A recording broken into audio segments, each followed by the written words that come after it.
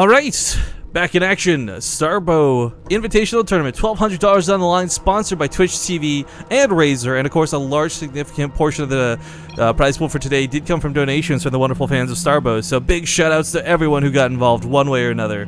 But yeah, sit back, enjoy. Spawning in the top right corner of the map, currently down one in this series. It's going to be the light blue Terran player from Axiom, Ryung.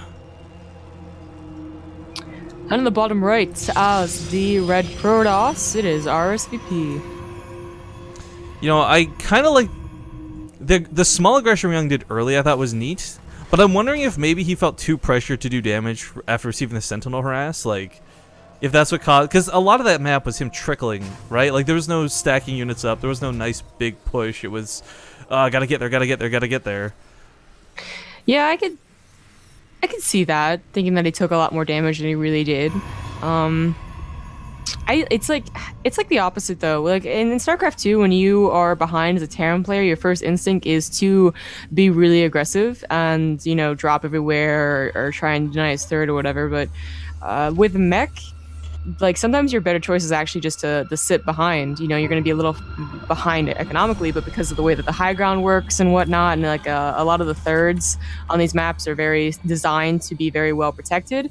You know, just with a few tanks, it's better to just sit back and get max and then push out, rather than try and say, all right, I'm going to be aggressive and return the damage.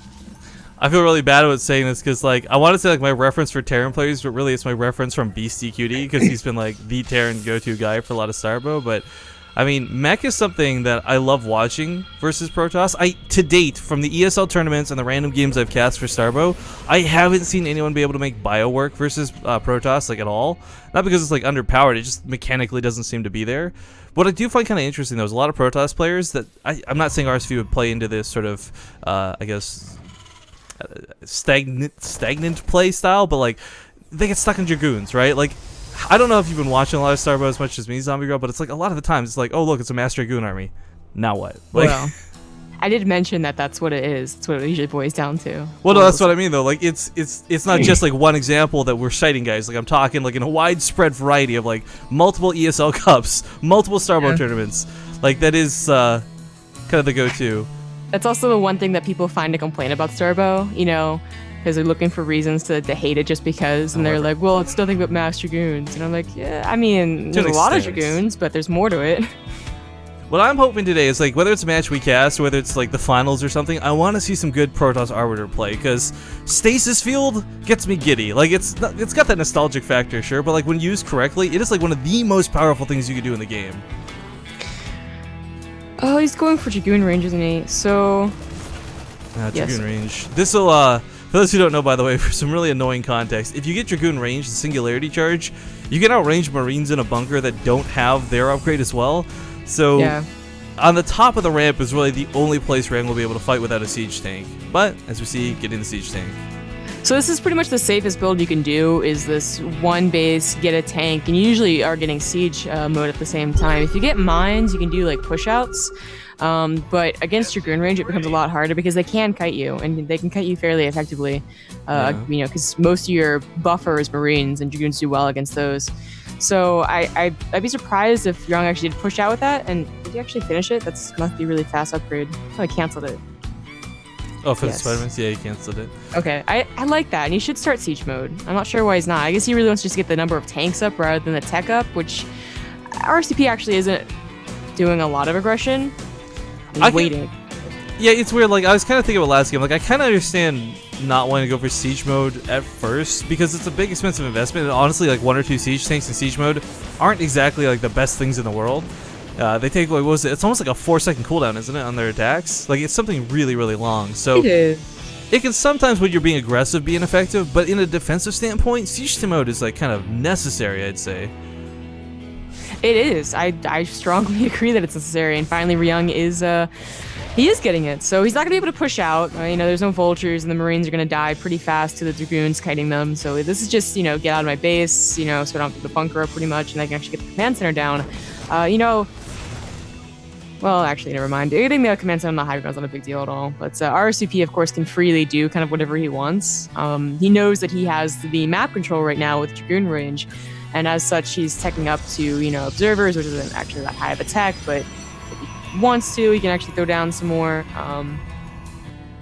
You can also get like, nah, I've actually seen that many Dragoon drops, which really makes me sad, but that's fine. Yeah, it's usually the Reavers in the Warp Prisms and such. I'm but- sorry, that's what I meant.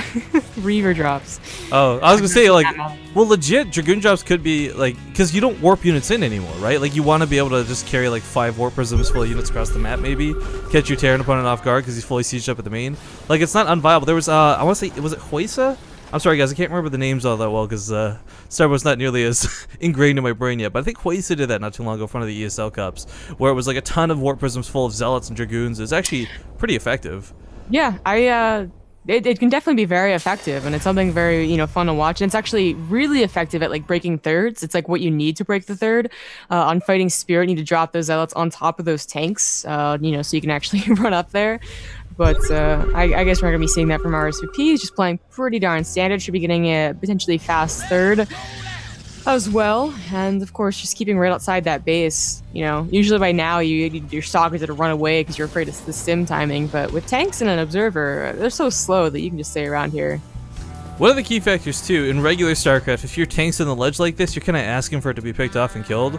But in Starbow, guys, there's actually like a 50% chance to miss when you're shooting uphill. So this tank's actually in a really nice position defensively. Yeah, it is. It's a super nice position. RSVP is going to be checking probably a lot to see when Ryung gets that third. I mean, you're not... Very rarely do you see a Terran player actually get third at third. That's kind of ballsy, but it can happen. I actually have 3 more factories. So last time, even though he did a 2-base push, I checked, he only had 3 factories. Now he's going to go up to 5 factories. This is actually a push. This is actually very, very strong. A 5-fact 2-base push can really destroy a Protoss player.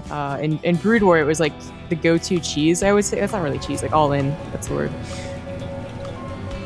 Well, I thought I was trying to figure out where Ryung was scanning. I guess he's looking for the observer within his own base at the moment. It's just poking around the map right now. But, you know, observers have got that really cool upgrade. I've not seen anyone ever use it to date, though. Where's that? Phase shield, I think it's called?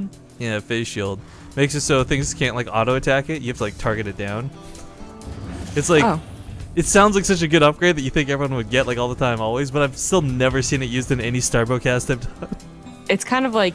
You know in Warcraft 3, that fairy thing, which I never learned how to use correctly? Oh, Fey Dragons or whatever, yeah. Yeah, the Fey Dragons or whatever. It's kind of like that. But dude, yeah, you just leave it on autocast. If it's an upgrade, then like, no one's ever going to get that. Yeah. Well, we got both Ion Thrusters and Spider-Man's being researched right now, so we're going to start seeing a lot of Vultures come out. And what's really important for Ryung, I think, is getting some defensive minefields down this time. I mean, the reality is, with an Observer and Dragoons, you can clean up a minefield by taking very minimal losses, but it eats time. If you have to go through like 50 Spider Mines, you're not getting through that very quickly, and it gives Ryung a lot of time to defensively set up better. So I kind of hope he goes for defensive Spider Mines this time, because he did none last game. Yeah, I really hope that when he pushes across, I mean, the typical push across with mech is that you very carefully do it, first of all, so you don't get caught unsieged against a whole big Dragoon. And then you also, of course, you plant down turrets as well. Ryung's, or RSVP rather, is trying to do what you should. He might get trapped by a bunch of mines, however, and that is a lot of Dragoons down for actually not that many Vultures. A lot of them still survive just with low health. I think he killed... No, he didn't even kill a tank with that. I thought that's what he was going for the snipe for, but really like the turret coming down here. A big threat from air units when you play mech is you don't have a lot of Goliaths early on. And quite frankly, you don't really often invest in Goliaths that heavily anyways to begin with. So going to walk forward here and soak up the null words with these 2 units. That's very, very cool to see.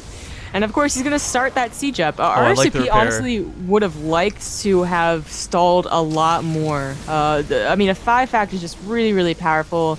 And it's kind of like a 1-1-1, right? Where you want to stall it as much as possible so you have as much time to get a big army. And it's not about getting Colossus, it's just actually about getting a lot more Dragoons and Zealots. And Zealots can be very strong against tank armies when there's no spider mines.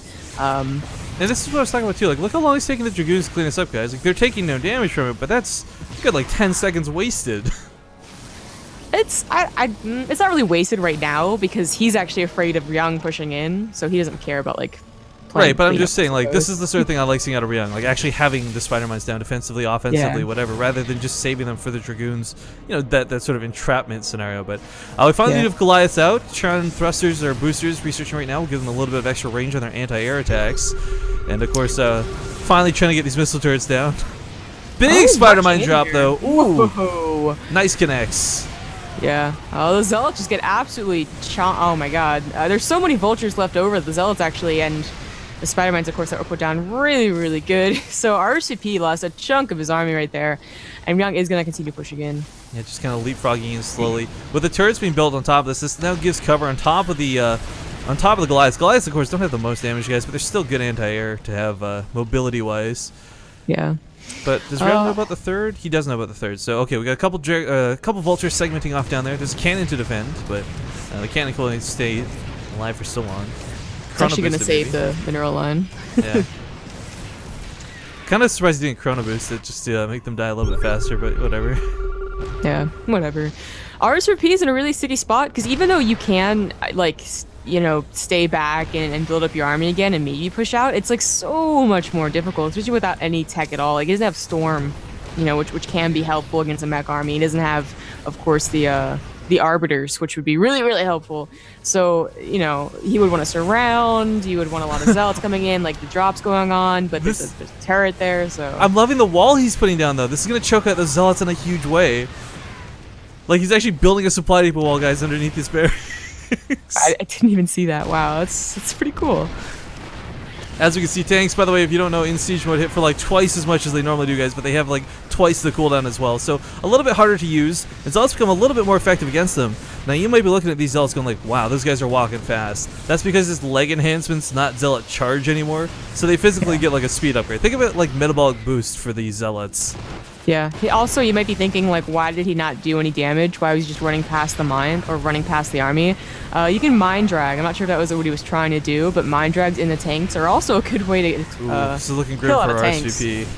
Yeah, that's why Ryung's actually spread out as much as he is because of that, and also if he had an Arbiter, stasis filled, but he doesn't, and he's looking kind of screwed right now, not gonna lie. But this is that problem we were talking about earlier, where like a Dragoon, like a gateway heavy army is actually really strong in Starbow. It can carry you to the late game, but the problem is, once you get in this sort of situation, when you've got positional advantages as a Terran player, gateway units simply won't cut it anymore. It's just not enough either. Like, he really would want a lot with a surround, and oh my god, he just tries and it does not work. No, it's an A for effort, but not going to work here in the end. Good game is going to be called, and Ryung will even up the series now 1-1.